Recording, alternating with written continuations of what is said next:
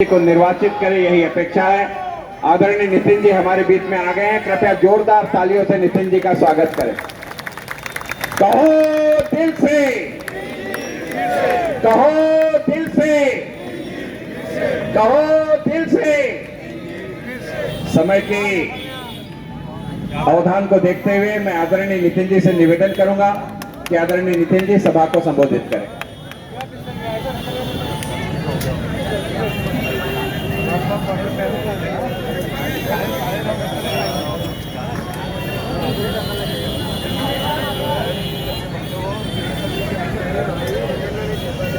मंचावर उपस्थित महायुतीतील सर्व पक्षाचे ज्येष्ठ नेते मंडळी आणि उपस्थित माझ्या बांधवांना आणि बहिणींना, दर निवडणुकीमध्ये गोळीबार चौकात नेहमीच सभा होते। गेल्या 10 वर्षापासून आपल्या सगळ्यांच्या आशीर्वादाने मला नागपूर लोकसभेचा सदस्य म्हणून काम करण्याची संधी मिळाली। या 10 वर्षामध्ये नागपूरमध्ये 1 लाख कोटी रुपयाची कामं झाली। त्या सगळ्या कामांबद्दलची माहिती देऊन मी काय आपला वेळ घेत नाही, कारण तुम्ही सगळे ते डोळ्यांनी बघता। अतिशय सुंदर इथे पूल बनवून राहिलेला आहे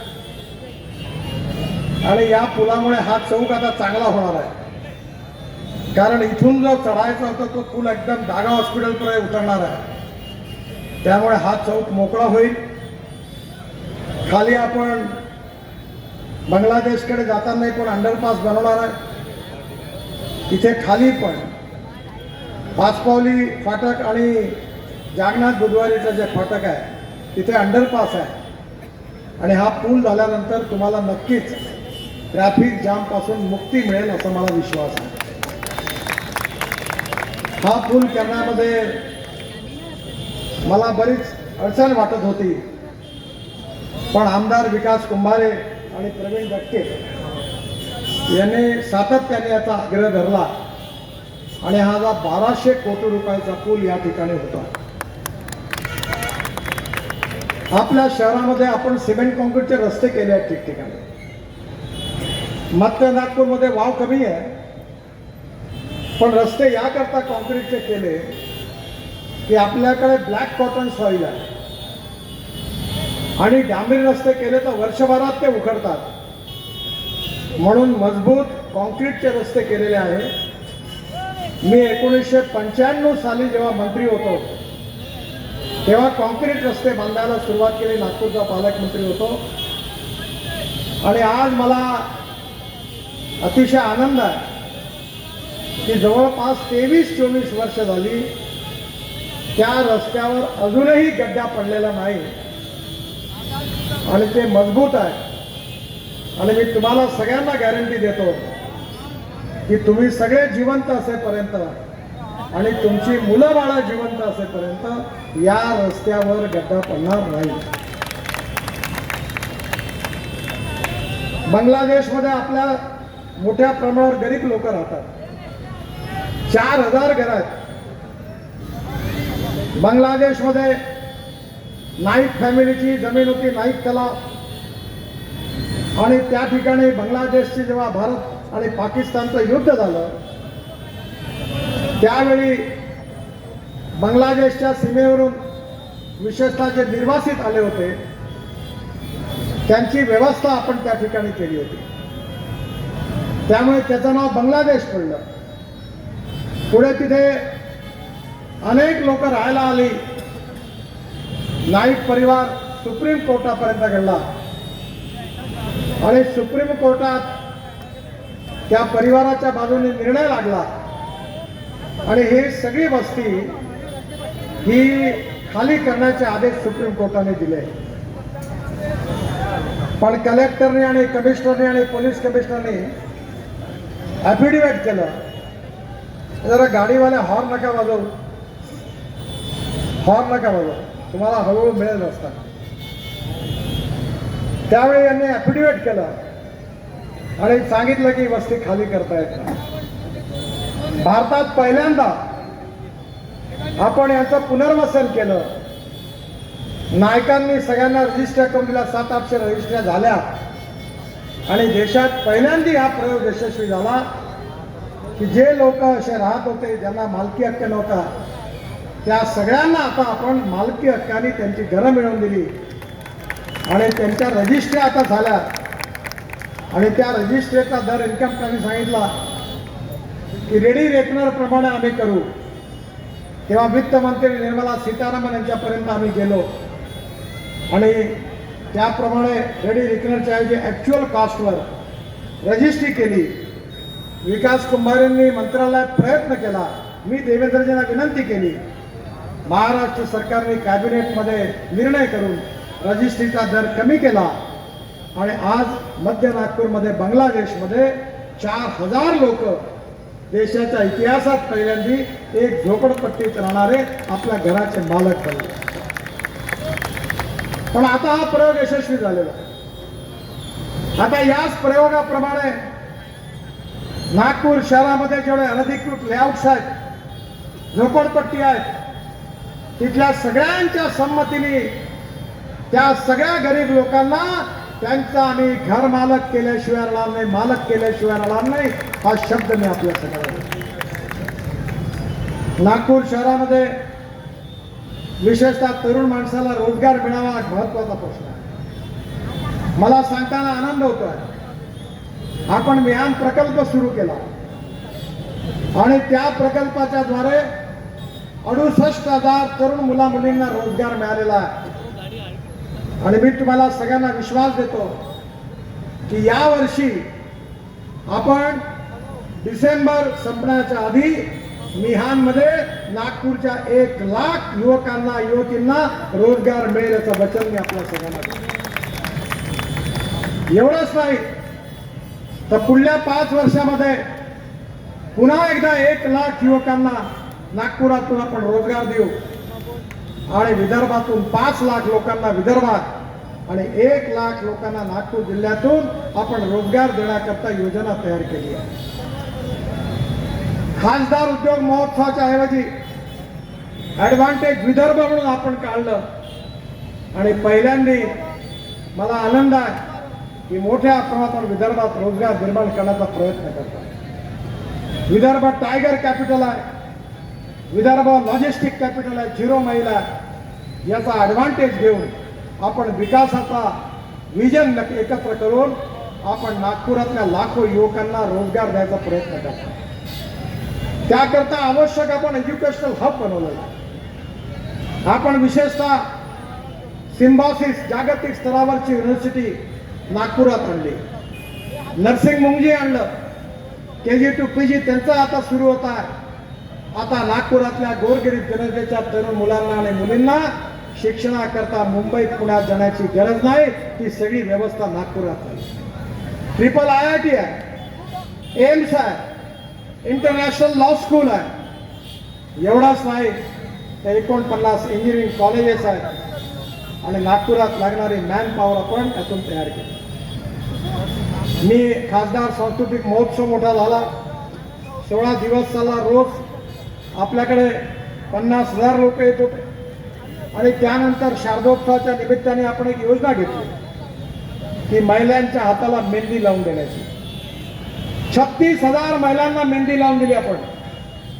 आणि आज मध्य नागपूरमधल्या परवा मला कळलं 370 महिला होत्या आणि यांना एकत्र केलं तेव्हा त्याच्यातल्या 200 महिला बुरखा घालून आल्या होत्या.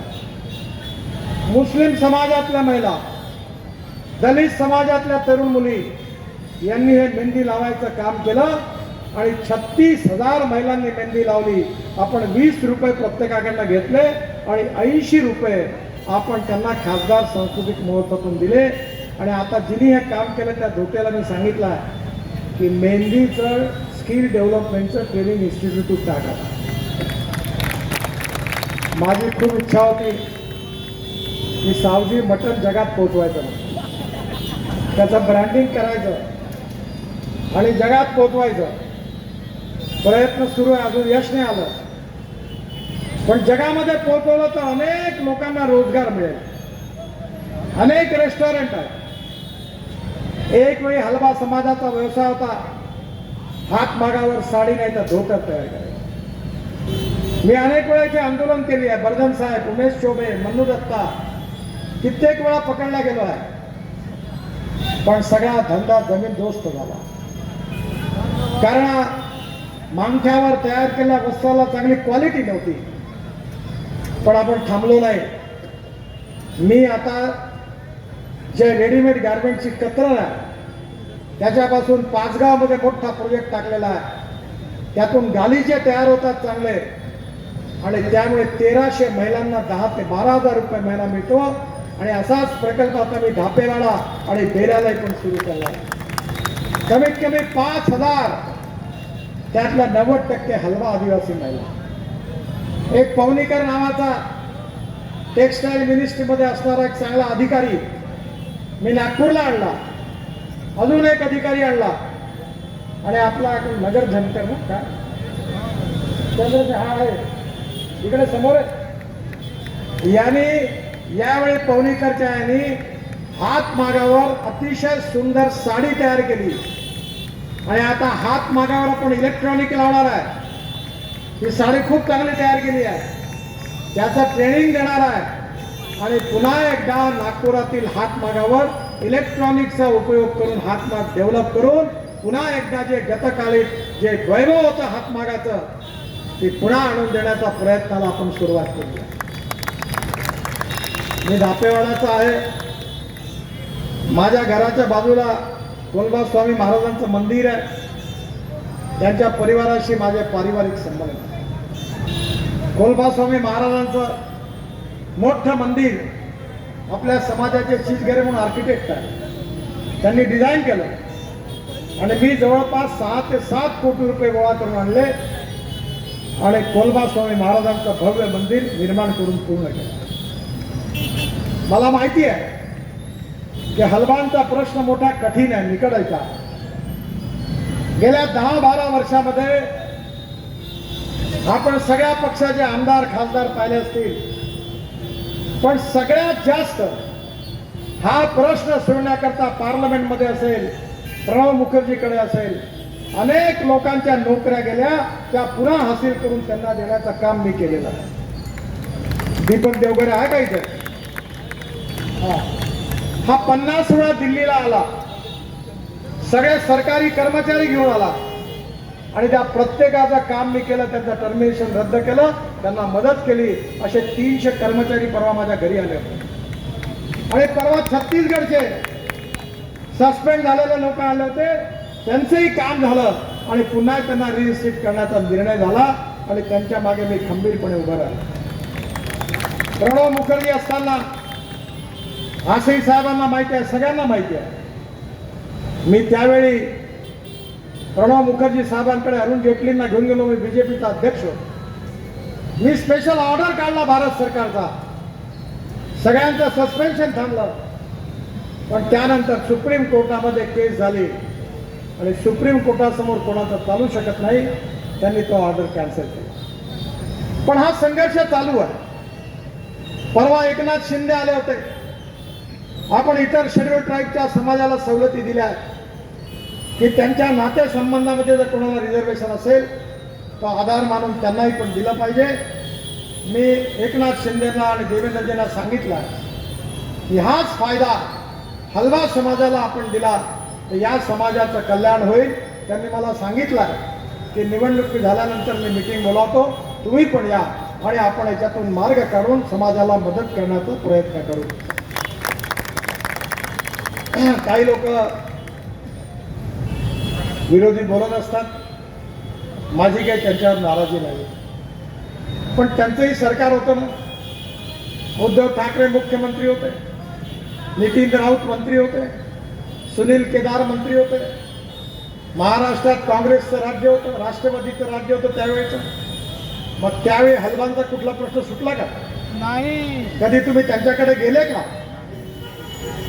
मात्र इथे आता येऊन मात्र भाजप विरोधी आहे म्हणून तुमच्याकडे जर फैलवण्याचा प्रयत्न करतात. मी कधी जातीपातीचं राजकारण नाही केलं, करणार पण नाही. कुठलाही माणूस हा जात पंथ धर्म भाषेने मोठा नाही आहे. तर हा त्याच्या गुणाने मोठा, याच्यावर आपला विश्वास आहे. आपण बाबा जुमदेवजी यांचा अनेक लोक किती मोठ्यापणा उत्सव साजरा करतात. आपल्या महाराष्ट्र सरकारने आमच्या विनंतीला मान देऊन मोद्याच्या जवळ जवळपास 150 कोटी रुपये बाबा जुमदेवजी यांचं मोठं स्मारक आणि त्याला पैसे दिले. या जुन्या मोटर स्टँडजवळ तिथे एक भवन आहे.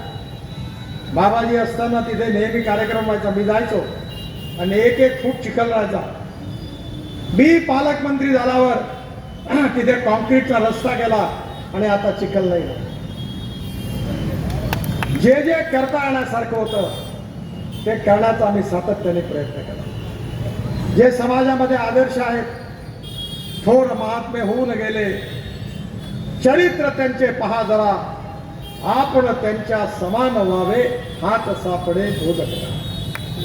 त्यामुळे थोर नेत्यांना जात नाही आहे. बाबासाहेब आंबेडकरांची आपण जात नाही पाहत, महात्मा ज्योतिबा फुलेंची जात नाही पाहत, छत्रपती शिवाजी महाराजांची जात नाही पाहत, बाबा जुमदेवजींची जात नाही पाहत, महात्मा गांधी, सावरकर, लोकमान्य टिळक यांची जात नाही पाहत. आपण त्याचं कार्य आणि कर्तृत्व पाहून त्यांच्या समोर झुकतो. डॉक्टर अब्दुल कलाम साहेबांसमोर झुकतो. मी त्या विचारात आहे आणि म्हणून मी लोकांना सांगतो का जो करेगी जात की बात उसको कसके पडेगी लाट. अरे आलाय नाही मेरे घर पर. मी सांगितलं संपूर्ण नागपूर माझा परिवार आहे. मी नागपूरचा आहे आणि नागपूर माझा परिवार आहे. या स्पिरिटने मी काम केलं. 3-3 हजार 4-4 हजार लोक मला भेटायला येतात. ज्या दिवशी मी भेटतो, शेवटच्या माणसाला भेटल्यानंतर मला डायबिटीज आहे, 4:30-5 वाजता घरी जाऊन जेवण करतो, पण शेवटच्या माणसाला भेटल्याशिवाय जात नाही. ज्याचं काम होणार असेल त्याला हो म्हणतो आणि ज्याचं होत नाही त्याला नाही म्हणतो. आपल्या नागपुरी भाषेत सांगायचं असेल तर मी चिवत्या बनवण्याचं धंदा करत नाही. दूध का दूध, पाणी का पाणी, देना है तो दे भैया, नहीं देना है तो मत दे. माझी भूमिका स्पष्ट आहे आणि मी या प्रचार यात्रेत बघितलं 70-75 वर्षाचे वयस्कर लोक, माता भगिनी, पायाने चालता येत नव्हतं, पण मला आशीर्वाद द्यायला लगडत माझ्याकडे आला. मुस्लिम समाजातल्या महिला गुलाबाचे फुलं माझ्यावर उभे होत होत्या. बांगलादेशमध्ये तर अनेक मोहल्ल्यामध्ये रस्ता धुतला, रांगोळ्या काढल्या. नागपूरच्या लोकांनी माझ्यावर जात पात पंथ धर्म न बघता इतकं प्रेम केलं की त्यांचं प्रेम ही त्याचं ऋण कसं चुकवू हे माझ्या भावनात्मक मनातला प्रश्न आहे. तुमचं प्रेम, तुमचा विश्वास हीच नेत्यांची सगळ्यात मोठी पुंजी आहे.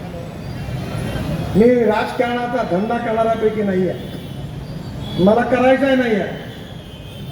राजकारण हे सामाजिक आर्थिक परिवर्तनाचं प्रभावी उपकरण आहे, याच्यावर माझा विश्वास आहे. आणि केवळ सत्ताकारण नाही, समाजकारण, राष्ट्रकारण, विकासकारण आणि लोकांची सेवा करणं. मी अनेक गरीब लोकांचे प्राण वाचवले. त्यांची नावं नाही घेत, कोण आहे काय आहे, मी अपेक्षेने नाही केलं. पण हार्टचे पेशंट असतील, कॅन्सरचे पेशंट असतील, लंगडे, लुळे, दिव्यांग, अपंग असतील, पुढे आंधळे होते, त्या सगळ्यांच्या मागे त्यांच्या परिवारातला माणूस म्हणून उभा राहिलो. हजारो लोकांचे ऑपरेशन्स केले, त्यांची मदत केली. आणि मी निवडणूक जिंकतो किंवा मला यश मिळतं याचं कारण त्या लाखो लोकांनी मला जो आशीर्वाद दिला त्याच्याचमुळे मी यशस्वी झालो. आणि मला 9 डॉक्टरेट मिळाला, 7 वर्ल्ड रेकॉर्ड झाले आणि केवळ भारतात नाही तर जगात माझं नाव झालं. आणि त्याचं श्रेय मला नाही आहे, त्याचं श्रेय कोणाला असेल तर माझ्या समोर बसलेल्या नागपूरच्या जनतेला. आणि म्हणून माझी आपल्याला विनंती आहे की 10 वर्षाची कामं झाली ती आहेत. कल्याणेश्वर मंदिरात आहे बसल्या समोरून मला आठवलं 91 कोटीची योजना तयार झाली. गांधीबाग मध्ये सोक्ता भवनचं टेंडर निघून झालं. हे पोलीस क्वार्टर, तिथे मोठं पार्किंग, स्विमिंग टँक, जिम आणि पोलिसांच्या क्वार्टर मोठी बिल्डिंग बांधायला घेतली. नागपूरमध्ये टेक्सटाईल मार्केट, गीता मंदिरच्या समोर आपण पुढचं 15 लाख स्क्वेअर फूटचं टेक्सटाईल मार्केट बांधतोय. 3 मजल्यावर दुकान आहे. केळीबाग रोड, इतवारी, गांधीबाग, बर्डीमेन रोड सगळे दुकानं तिथे येणार आहेत. आणि 3 मजल्यानंतर वरच्या 4 मजल्यावर टेक्सटाईल पार्क आहे. रेडीमेड गारमेंटचे उद्योग आहेत. या मध्य नागपूर मधल्या मुस्लिम, दलित, आदिवासी, हलवा समाजातल्या 10,000पेक्षा जास्त महिला पुरुषांना एम्प्रेस मिलच्या टेक्सटाईल पार्क मध्ये रोजगार मिळाल्याशिवाय राहणार नाही. हे वचन मी आपल्या सगळ्यांना देतो. मला विश्वास आहे की या रोडवर आता हा 3 नल चौक पुढचा रोड शहीद चौक 4 लेन करायचा आहे. या रोडवर 6 मार्केट बांधतोय आपण. दही बाजार, पोहा बाजार, लोहा बाजार, ते गंगारामजींचं तिकडे ऑफिस आहे ते, त्या कॉर्पोरेशनची शाळा आणि अंडरग्राऊंड पार्किंग करून सगळ्या लोकांना, दुकानदारांना दुकान देणारच आहे. पण त्या ठिकाणचं कंजेशन दूर होणार. मेयो हॉस्पिटल पासून डायरेक्ट निघालो 4 लेन रोडने तर भंडारा रोडवर नागपूरच्या बाहेर 5 मिनिटात जात आहे. पारडीला आपण मोठा पूल बांधला आणि लकडगंज पोलीस स्टेशन पर्यंत हा 4 लेन रोड होणार आहे. हा पूल आडवा होणार आहे मोठा. केळीबाग रोड झाला. मी नेहमी गमतीने म्हणतो की दिल्ली ते मुंबई मी हायवे बांधला 1 लाख कोटीचा, तो 2.5 वर्षात झाला पूर्ण. पण माझ्या घरासमोरचा 2 किलोमीटर रस्ता बांधायला मला 12 वर्ष लागली. पण मी मागे नाही हटलो आणि मला विश्वास आहे की पूर्व नागपूर, मध्य नागपूर सुंदर करायचं. डागा हॉस्पिटलचा आता योजना तयार केली आहे, चांगलं करणार. मेयो हॉस्पिटलवर 1500 कोटी रुपये खर्च होणार आहे. मेडिकलवर खर्च होणार आहे. एम्स आलेला आहे. 2 मेडिकल कॉलेज नागपुरात आहेत. डेंटल कॉलेज आहे आणि आता लिव्हर ट्रान्सप्लांट नागपुरात आपण सुरू करणार आहे. इथल्या दलित आणि आदिवासी समाजामध्ये सिकल सेल आणि थॅलेसेमिया याचे रोगी आहेत आणि त्या सगळ्यांकरता आता मी मुंबईच्या रिलायन्स हॉस्पिटलमध्ये दलित समाजातल्या 15 तरुण मुला मुलींचं ऑपरेशन केलं बोन मॅरोचं. कोल इंडियाकडनं 5 कोटी रुपयाचा CSR आणला आणि 10 लाख रुपये प्रत्येकी देऊन 50 दलित समाजातल्या मुला मुलींचे प्राण वाचवण्याचं काम केलं. मी कधी जाती पातीचं राजकारण केलं नाही, करणार नाही. सेवेचं राजकारण करेन. तरुण मुलाच्या हाताला काम देण्याचं राजकारण करेल. नागपूरला सुंदर स्वच्छ करण्याचं राजकारण करेल. विणकर समाजाचा, हलवा समाजाचा विकास करण्याचं काम करेल. एक पाव हटाव, गरिबी हटाव करणार नाही. जो मत देईल तरी ठीक, नाही देईल तरी ठीक. ज्याने समाज बिघडेल ते काम मी करणार नाही. आपल्या समाजात खेळाची मैदानं तयार झाली पाहिजे. व्यायामशाळा तयार झाला पाहिजे. आपले मुलं मुली मैदानावर खेळले पाहिजे. त्यांचं कर्तृत्व, नेतृत्व विकसित झालं पाहिजे. त्यांच्या जीवनाचं सार्थक झालं पाहिजे आणि परिवार पुढे आला पाहिजे. हे काम आपल्याला करायचं आहे. समाजाला बिघडवायचं नाही आहे. पण सावजी खाल्लं तर चालतं, त्याला काही हरकत नाही. मी खात नाही, मी शाकाहारी आहे. पण आमच्या धापेवाड्याला संजीव आहे ना, तर त्याच्याकडे मी स्पर्धा पाठवतो. तो मुंबई पुण्याचे तर सगळे आवडतात, खुश होऊन जातात. खरं म्हणजे आता आपल्याला सावजीचा ब्रँड देशात पोचवायचा असेल आणि मला विश्वास आहे की समाजाच्या सर्वांगीण विकासाकरता, गरिबी दूर करण्याकरता, नव्याने युवकांना रोजगार निर्माण करण्याकरता, नागपूर शहराला सुंदर, स्वच्छ, प्रदूषणापासून मुक्त करण्याकरता आपल्या सगळ्यांचे आशीर्वाद मला पाहिजे. मी सगळे वर्ल्ड रेकॉर्ड वगैरे झाले ते आपोआप झाले. पण आता माझी विनंती आहे, मला मनातून वाटतं की हा रेकॉर्ड तुमच्या आशीर्वादाने झाला पाहिजे. ते म्हणजे या निवडणुकीत 75% मतदान झालं पाहिजे. आणि जर 75% मतदान झालं तर 5 लाखापेक्षा जास्त मतांनी मी निवडून आल्याशिवाय राहणार नाही, असा माझा विश्वास. आपण प्रचंड बहुमताने मला विजयी करावं आणि हा रेकॉर्ड तोडण्याकरता आशीर्वाद द्यावे अशी विनंती करतो. पुन्हा एकदा आपल्या सगळ्यांना धन्यवाद देतो. 10 वाजायला 2-3 मिनिटं कमी आहे. आपलं भाषण संपवतो. माझ्याबरोबर जोरात म्हणा, भारत माता की भारत माता की भारत माता की. यशवंत बाजीरावांचं अभिनंदन, धन्यवाद. ते परवा आले ते माझे जुने मित्र, ते आज आले पक्षात, याबद्दल त्यांचा मनापासून धन्यवाद देतो. खूप खूप धन्यवाद. नमस्कार.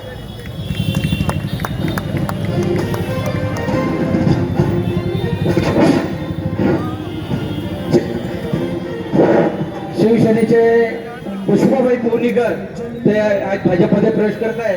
मी त्यांना साहेबांना विनंती करतो की त्यांच्या दुपट्टा टाकून त्यांनी सांगा.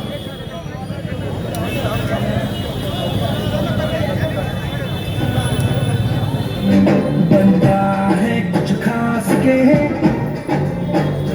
अब तो कूड़े से भी तेल मिलेगा.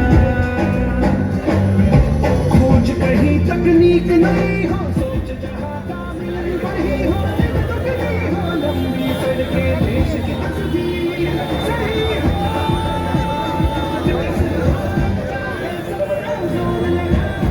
अब की बारी क्या तैयारी छड़ी हो, लेकिन विजयी हो गई.